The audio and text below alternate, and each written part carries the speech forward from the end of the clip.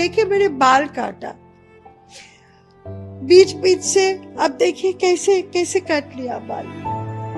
फिर बोला कि तू देश छोड़ के क्यों नहीं गई, तेरे मम्मी, तेरे शेख हसीना मम्मी तो चली गई। 5 अगस्त को जब बांग्लादेश में सत्ता परिवर्तन हो रहा था, ठीक उसी दिन बांग्लादेश में आवामी लीग से जुड़े कार्यकर्ताओं, लोगों और अल्पसंख्यकों पर हिंसक घटनाएं हो रही थी। इस वक्त हमारे साथ मौजूद हैं तुरीन अफरोज, जो कि बैरिस्टर हैं। ऐसे मामलों में पैरवी करती रही हैं जो बांग्लादेश में वॉर क्रिमिनल्स के खिलाफ थे, और इन्होंने इंटरनेशनल कोर्ट में भी जमात लीडर्स के खिलाफ पैरवी की है। मैम, आपका स्वागत है। कैसी हैं सबसे पहले बताइए, क्योंकि 5 अगस्त को इसी घर में जहां हम बैठे हैं भीड़ यहाँ घुस गई और बर्बर तरीके से आप पर एक तरह से हमला किया। 7 बजे की आसपास शाम को मैं यहाँ पे बैठ के टीवी देख रही थी, मेरे गोद में वो फोन भी है, देख रही थी कि क्या चल रहा है।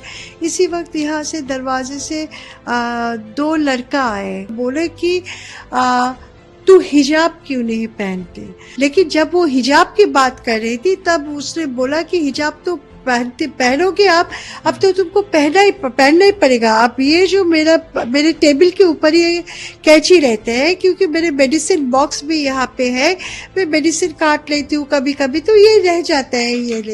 ये लेके मेरे बाल काटा बीच बीच से।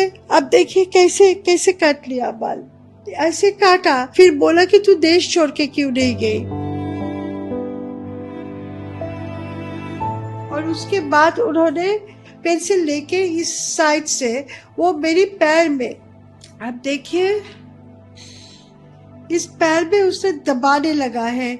और फिर बहुत दर्द हो रहा था, लेकिन मैंने बोल रहा था कि मैं डायबिटिक पेशेंट हूँ, मुझे इतने जोर से मत मारो। तो बोला कि नहीं, अभी तो तुमको देश में रहना है, भागना कहाँ है, थोड़ा रेस्ट दो, आराम दो पैर को। मैंने बोला अच्छा।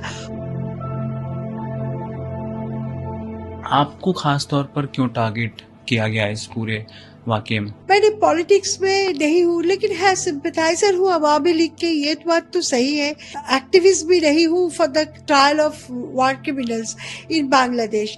ये लेकिन ज्वाइन करने के बाद I have actually tried 20 the main cases, and I have ensured death penalty for 46 war criminals myself for all these cases.